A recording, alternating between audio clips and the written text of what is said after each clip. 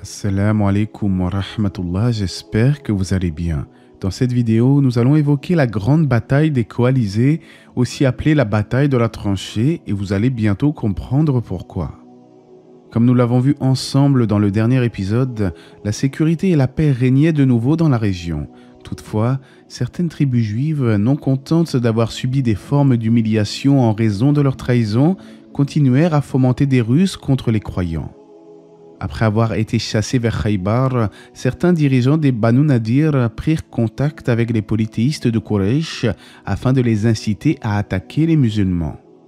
C'est ainsi que juifs et polythéistes arabes conclurent une alliance. Conséquemment, Quraysh et leurs alliés sortirent avec Abu Sufyan avec une armée forte de 4000 combattants.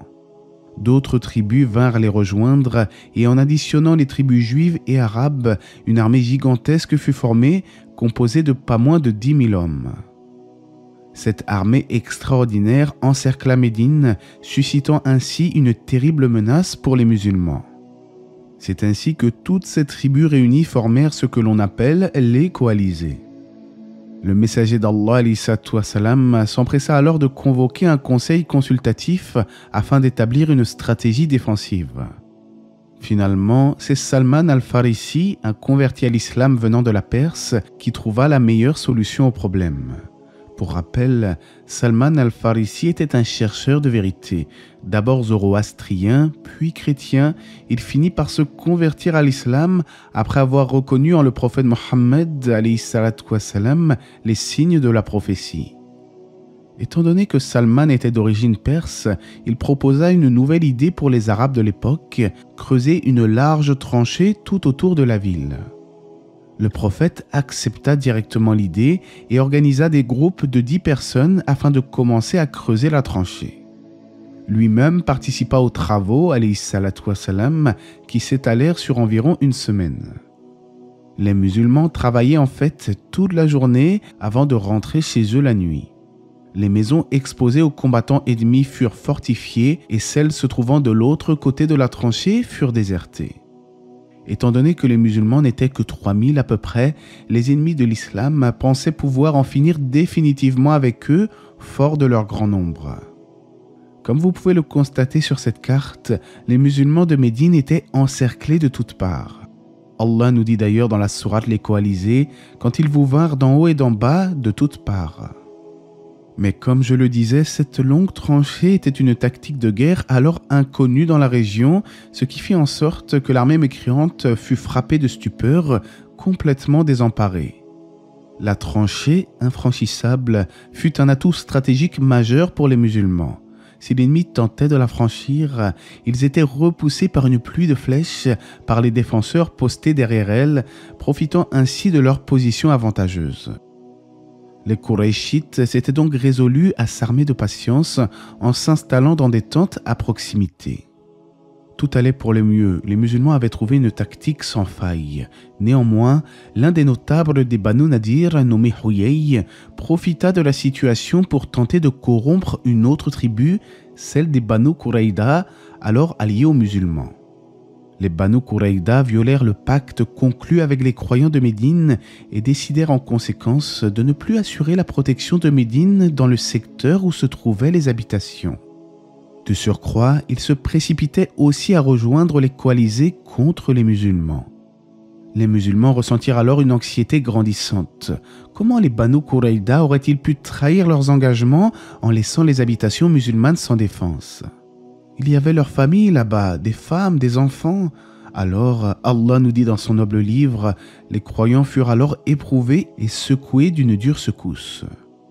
Cependant, suite à cette grande épreuve qui aurait pu anéantir à jamais les musulmans, Allah permit la délivrance qui succéda à l'angoisse. En effet, Nu'aym ibn Mas'ud de la tribu de Ratafan était un ami des Juifs et des Qurayshites.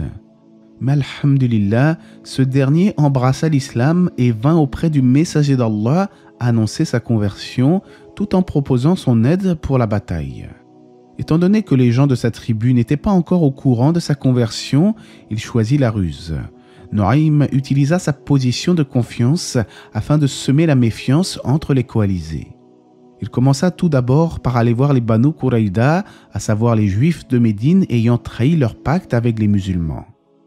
Il leur conseilla de demander des otages à Quraysh et Ghatafan avant de combattre, afin de se prémunir d'un éventuel abandon. En effet, nous avons déjà vu que ces tribus avaient la fâcheuse tendance de se trahir entre elles. Et en effet, si Quraysh et Ghatafan décidaient de s'enfuir sans crier gare, les Banu Quraïda se retrouvaient tout seuls aux mains des musulmans. Sur ce, les Banu Quraïda acceptèrent son conseil. Puis, Nuaym alla voir cette fois-ci les Quraysh et Ghatafan et leur dit que les Banu Quraïda allaient certainement les trahir en livrant leur chef à Mohammed afin de se faire pardonner. Résultat, les coalisés commencèrent à se méfier les uns des autres et refusèrent de coopérer. Finalement, la coalition se désintégra petit à petit. On peut déduire de cet épisode que la ruse en temps de guerre n'est pas interdite en islam. Cela eut pour effet de saper le moral des troupes ennemies dans un moment de difficulté extrême.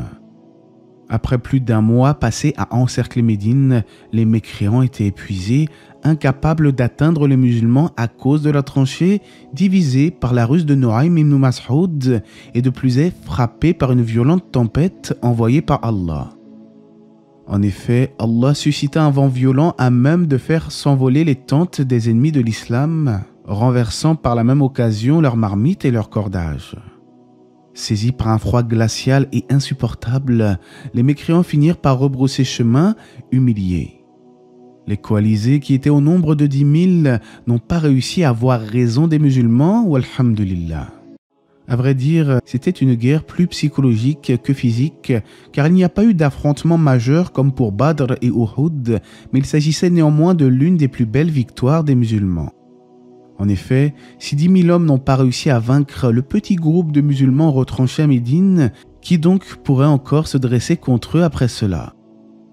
La bataille de la tranchée eut lieu en l'an 5 de l'Hégire, selon l'avis le plus plausible des historiens.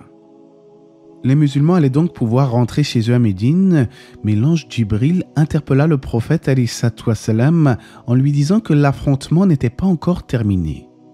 Il était grand temps d'en découdre avec ceux qui avaient trahi les musulmans, ceux-là même qui avaient exposé leur famille à un grand danger. Le prophète et ses compagnons prirent alors la direction du fief des Banu Quraïda. Le messager d'Allah alayhi salatu wassalam ordonna alors d'accomplir la prière de Asr une fois arrivé chez les Banu Quraïda. Mais comme le soleil déclinait et que le temps de la prière de Asr commençait à filer, certains compagnons ont préféré s'arrêter pour prier de crainte de sortir du temps de la prière prescrite. D'autres compagnons ont été d'avis qu'il fallait plutôt obéir à l'ordre du prophète et ne prier le Asr qu'une fois chez les Banu Quraïda, quoi qu'il arrive. Mais il faut savoir que le prophète n'a ni blâmé les uns ni blâmé les autres, ce qui prouve que la divergence en matière de jurisprudence n'est pas blâmable si chacun a recherché sincèrement la vérité. Ceux qui ont préféré prier sur place pendant le voyage ont avancé que si le prophète avait ordonné de prier une fois chez les Banu Quraïda, c'était uniquement pour motiver les troupes à avancer rapidement. Quant à savoir lequel des deux groupes avait raison, Sheikh al-Husaymin est d'avis qu'il s'agit de l'opinion de ceux qui ont préféré s'arrêter pour prier, car les textes islamiques sont clairs et sans équivoque. La prière demeure, pour les croyants, une prescription à des temps déterminés. Quoi qu'il en soit, une fois arrivés chez l'ennemi, les musulmans, au nombre de 3000, assiégèrent la tribu juive durant 25 nuits. Les Banu Quraïda se replièrent dans leur forteresse en position défensive. Le chef de cette tribu, un certain Ka'b ibn Hassad, proposa alors 3 choses à ses partisans. Soit se convertir à la religion de Mohammed afin de se prémunir de la mort, soit entrer en guerre en commençant par tuer eux-mêmes leurs femmes et leurs enfants, soit attaquer le prophète durant le sabbat afin de prendre les musulmans au dépourvu. Mais les gens de sa tribu refusèrent toutes ces propositions. Dans la sira de Ibn Kassir, il est dit que Huyay prit place dans sa forteresse et lui et ses hommes se mirent à insulter le messager d'Allah alayhi salatu wassalam. Ali dissuada alors le prophète de se rapprocher davantage, craignant qu'ils n'entendent les insultes. Mais le prophète répondit « Lorsqu'ils me verront, ils ne diront plus rien. » Et en effet, lorsqu'ils le virent, plus aucun d'entre eux n'osait prononcer le moindre mot. À vrai dire, même si la tribu des Banu Qurayza aurait pu probablement résister à un siège encore plus long, disposant de nombreuses provisions et de forteresses imprenables, Allah insuffla la terreur dans leur cœur au point qu'ils capitulèrent relativement rapidement. C'est ensuite le compagnon Saad qui jugea du sort des combattants de Banu Qurayza. Il demanda alors que les combattants soient exécutés et que les femmes et les enfants soient emmenés en captivité. Si aujourd'hui certains apostats et islamophobes remettent en cause cette décision, c'est qu'ils n'ont pas fait preuve d'objectivité dans leur analyse. En effet, les Banu Qurayza étaient coupables de crimes de guerre, ayant trahi les musulmans et exposé leur famille à une mort certaine. Ils avaient d'ailleurs rassemblé plus de 1500 épées, 2000 lances, 300 cuirasses et 500 boucliers afin d'en découdre avec les musulmans. Mais alhamdulillah, tout cet arsenal fut récupéré par les croyants après la chute des Banu Qurayza. Quant à la sentence, on rapporte que le messager d'Allah approuva cette dernière et déclara « Tu as certes jugé d'après le jugement d'Allah d'au-dessus les 7 cieux ». Je me permets d'ouvrir une petite parenthèse. En islam, lorsqu'un criminel commet de nombreux sévices, il n'est pas toujours recommandé de pardonner. Le choix entre le pardon ou les représailles dépend du contexte. Le pardon est certes une vertu, mais la loi islamique laisse la possibilité d'appliquer une peine, surtout en cas de danger pour la société. Et d'ailleurs, dans n'importe quelle société, gracier un tueur en série par exemple serait une erreur grave, car celui-ci risque de récidiver à l'avenir. A l'inverse, le pardon peut être plus sage dans certaines situations, notamment si le coupable est sincèrement repenti et que la situation le permet. Selon la Sira d'Ibn Kathir, le Nectar cacheté et d'autres sources historiques, les Banu Qurayza furent entre 600 et 700 à être exécutés. Parmi eux figurait l'un des plus grands criminels, Huyay, le père de Safiya. C'était en réalité l'un des plus perfides parmi les Banu Qurayza, ayant trahi le prophète ﷺ à plusieurs reprises. Il a été jusqu'à encourager son assassinat et inciter les tribus à se liguer contre lui lors de la bataille des coalisés. Quant à Safiya elle-même, elle deviendra l'une des mères des croyants, mais nous évoquerons son histoire en détail lorsque nous aborderons la conquête de Khaybar en l'an 7 de l'Hégire. En définitive, la bataille des coalisés et le siège des Banu Qurayza restent des moments clés de l'histoire islamique, illustrant à la fois la détermination des musulmans à faire face aux ennemis nombreux et puissants, mais également la rétribution des criminels dans certaines situations. Cet épisode de la Sira, de l'histoire du prophète ﷺ, nous enseigne aussi que la divergence jurisprudentielle n'est pas mauvaise si chacun a recherché sincèrement la vérité. En effet, comme nous l'avons vu, le prophète n'a blâmé aucun des deux groupes de compagnons, même s'il est évident qu'un seul avait raison. Dans tous les cas, qu'Allah nous inspire la patience et la sagesse dans nos propres épreuves, et à lui seul revient la connaissance pure et parfaite. N'oubliez pas de revenir à la playlist si vous avez manqué les anciens épisodes.